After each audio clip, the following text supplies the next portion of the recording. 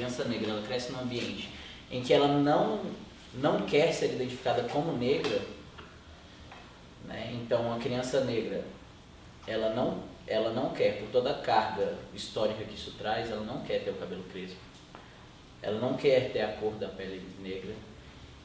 Isso gera a impressão de que existe um racismo às vezes, mas não. Na verdade o que acontece é a reprodução de um comportamento histórico, né?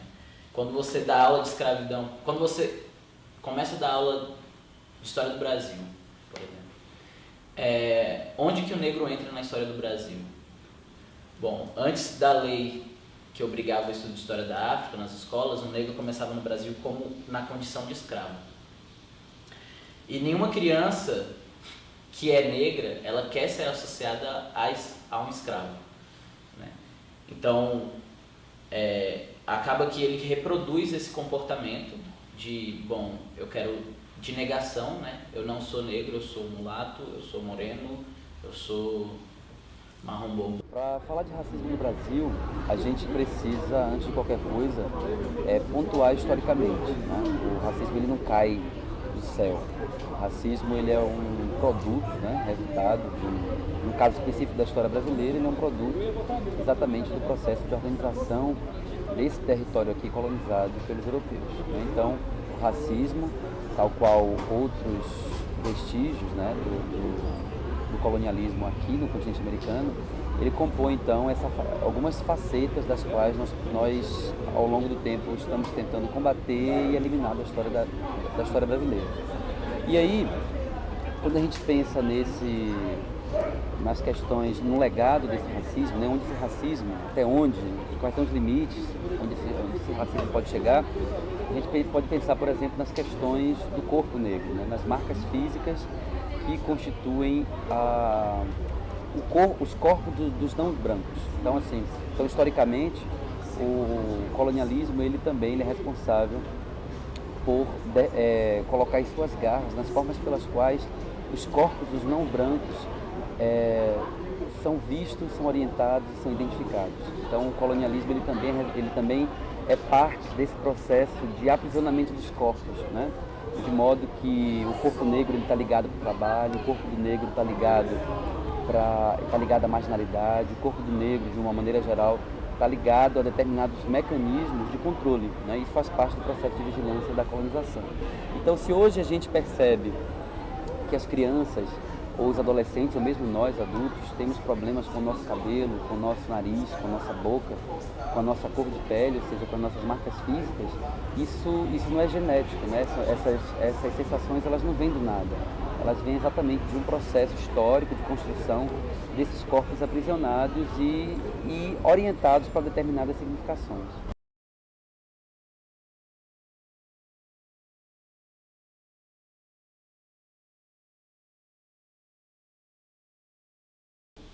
Isso é um problema que eu sempre tive e é uma coisa que sempre me incomodou muito também.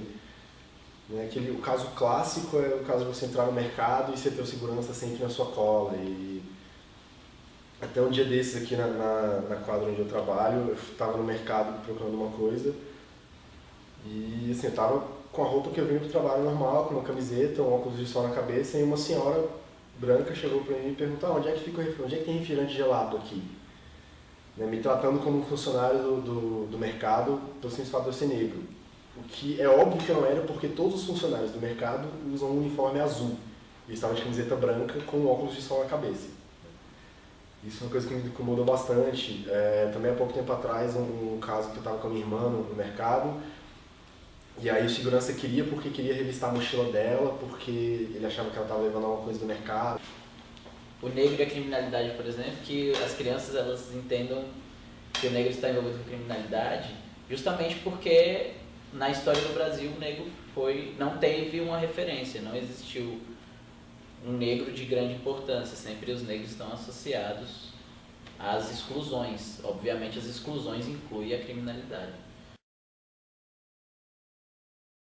Então, pensando sobre o nosso papel como professores e professoras, né, educadores de sala de aula, é fundamental que nós não percamos de vista, né, inclusive nós fazemos parte de um país que tem uma lei que nos obriga a tratar dessas questões, né, que nos orienta, a tratar das questões da cultura afro-brasileira e da história africana no nosso país.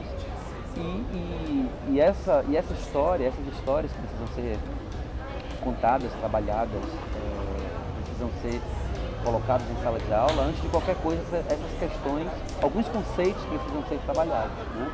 E aí eu acredito muito na perspectiva que coloca o Miguel Arroios, que ele fala sobre como que as crianças, os adolescentes, enfim, os educandos, eles têm direito a saber-se, né?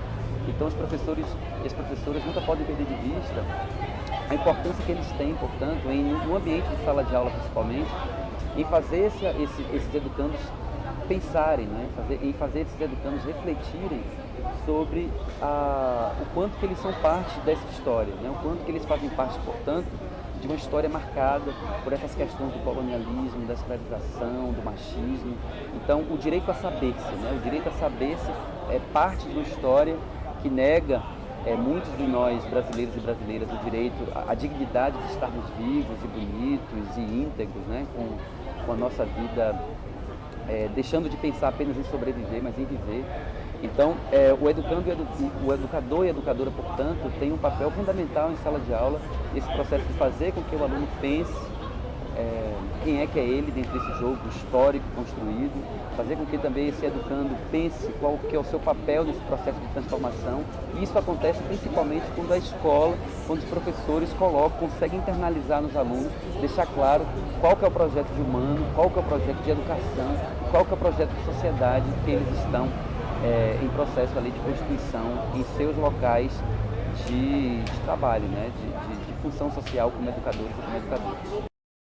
Estamos convencidos de que, se por um lado a escola não pode ser a única responsável pelas transformações na sociedade, por outro, essas transformações sem ela não virão. O sistema é racista, cruel. Levam cada vez mais irmãos aos bancos dos réus. Os sociólogos preferem ser imparciais e dizem ser financeiro o nosso dilema. Mas se analisarmos bem mais, você descobre que negro e branco pobre se parecem, mas não são.